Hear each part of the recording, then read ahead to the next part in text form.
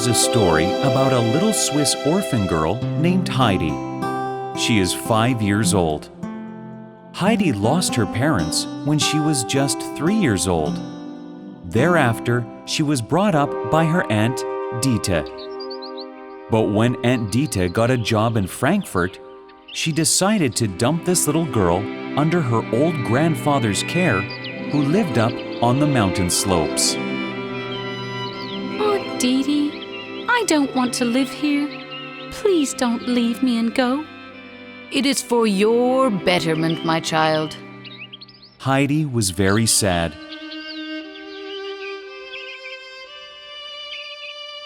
But she cheerfully accepted her grumpy grandpa and started living in the mountains. She fell in love with the nature, the rosy sunset, exotic flora and fauna. She started petting a goat and played with her every day. Oh, my baby, come here. At night, she slept on the hay, watching the twinkling stars at night.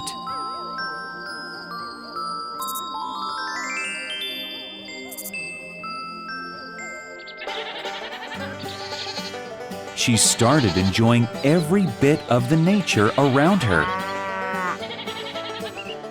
A few days later, she made a friend, Peter, a 7-year-old boy who lived in a nearby cottage with his mother and blind granny. Come on, Heidi. Let's go to the pasture. Peter, just give me a minute.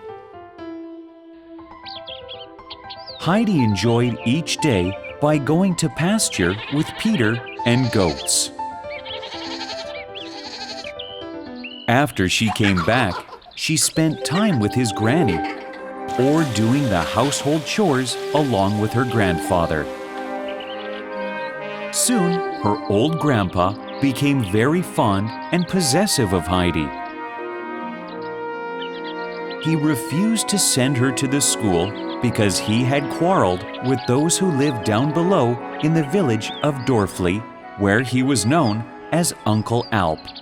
Heidi, I will never let you go away from me.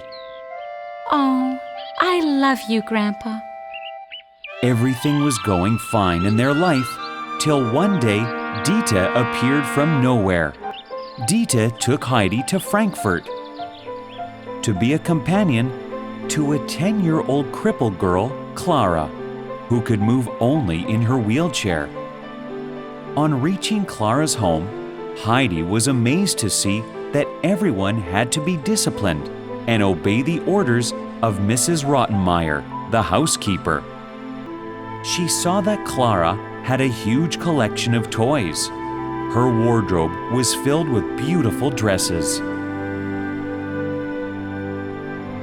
She soon became comfortable there and started enjoying Clara's company. Slowly, everyone started loving the sweet girl.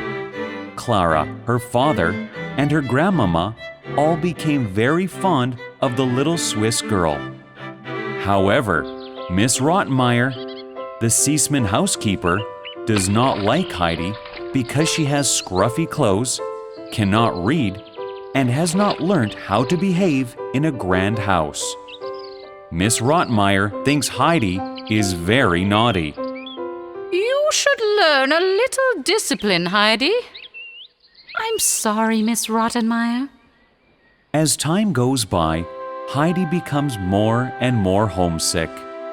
Clara's grandmama saw that Heidi is unhappy. She talked about Heidi to Dieter, but Aunt Dieter was very selfish. Grandma gave all her efforts to convince Aunt Dieter, but she failed. Grandmama, I don't feel good here. Send me home, please. I miss Grandpa and Peter. Heidi, my dear child, you should pray to God for help. Though Heidi had all the comforts of life, she felt it was like being in a cage. She was still unhappy and started feeling lonely. She no longer had interest in anything. Deep in her heart, she wished to return to her grandfather, Peter, and to the snowfields, but did not know how to go back. It affected her health so much that she started sleepwalking at night. One day, Heidi opened the front door, thinking of going back to her house. Peter and Grandpa, I'm back. Grandmama, seeing this, got very sad. Clara's doctor, Dr. Klassen, insisted that Heidi should be at home with her grandpa.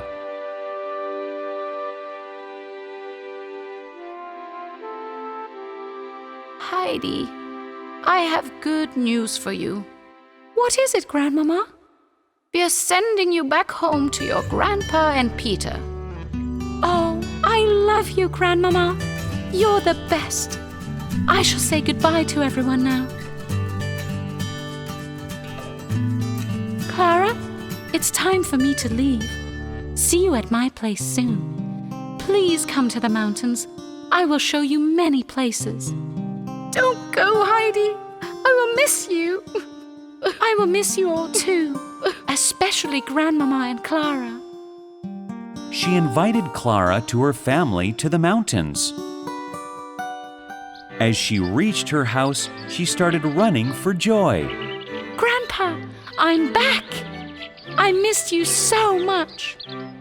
I missed you too, my naughty child. Oh, my dear Heidi, I'll never let you go anywhere now. My baby. Back in the mountains, Grandfather was once again happy to be with Heidi, and they enjoyed being together. She met Peter that day.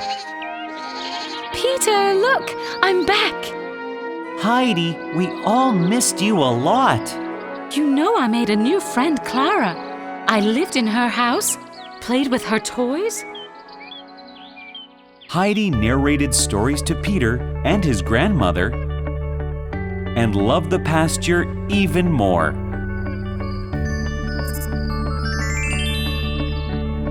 A few months later, Clara decided to surprise Heidi. She decided to stay with Heidi for a month. Clara, in her wheelchair, was lifted up to the mountains and was equally overjoyed to be with her best friend. Look, Heidi, who has come to pay you a visit. Who is it, Grandpa? Heidi, it's me, Clara. After hearing her name, she wakes up in one go. I'm so happy to see you after so long. Clara was so happy when she saw Heidi. Every day in the morning, she would wake up early to play with Clara. She showed her the green meadows, the rosy sunsets, lovely birds chirping. Clara enjoyed every bit of it. So, how do you like the mountains now? I'm enjoying every bit of it, Heidi. Thank you for all this. On the other hand, Peter was jealous of Clara. He thought that Clara stole his best friend. One day, when Peter saw Clara sitting with Heidi on the grass and laughing, Clara, you wait now. I'm gonna hide your wheelchair so that you go back and leave Heidi alone. in anger, Peter slowly took her wheelchair and pushed it down the mountain. And bam! It broke! Oh God, what did I just do? As Clara and Heidi finished playing, they realized the wheelchair wasn't there. Clara felt so helpless. Heidi, where's my wheelchair? I'm getting worried. Heidi started searching for it and found it nowhere. I can't find it anywhere, Clara. I'll call Grandpa. Heidi rushed to call for help. On the way, she saw Peter. Peter, Clara needs help. Come here. Let's help her to walk back home. Come on, Clara, this way. Don't worry, you'll be fine. It was indeed a miracle, as Clara started to walk a few paces with Peter and Heidi's help, and could admire the beauty of nature around her. Peter was shocked to see that, as Clara reached her house.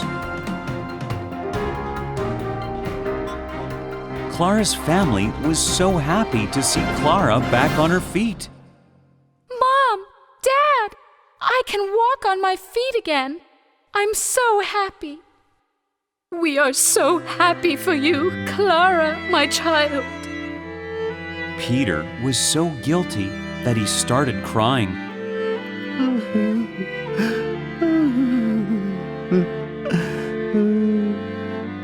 What happened, Peter?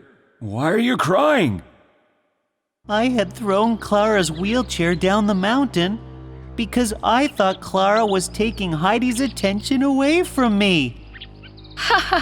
Peter, we forgive you, son. However, Clara's grandmama understands why he has done this. She knows that he feels guilty.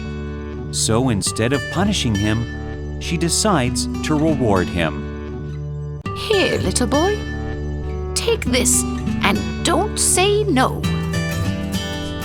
The Seisman family gave gifts to Heidi and to Peter's blind grandmother in order to make her life more comfortable.